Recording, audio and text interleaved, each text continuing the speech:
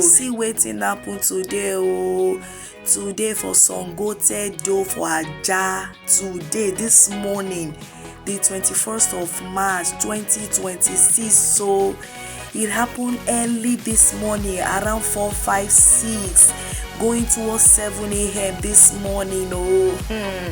Wetin happen, I go gist una, make una just make sure say una watch this video reach the very end, and after watching, please do well to share this video to your friends, to your family, to your loved ones, even your enemies. Share and give them wetin dey pay me for inside all these things wey happen be say the people wey get shop for this place now, they close shop yesterday everybody waka go their house.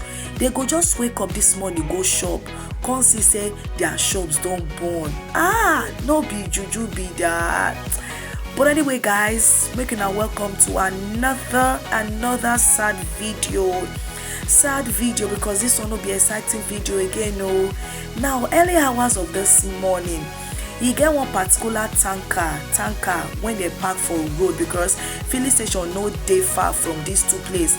Now if na notice this video, na go notice say round the road, the both sides of the road they burn, fire dey burn for both sides of the road.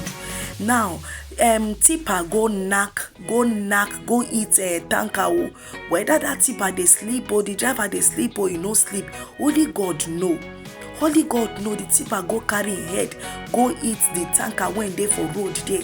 Before you know, 1, 2, 3, before you know, we don hear pow. Now so the fire start.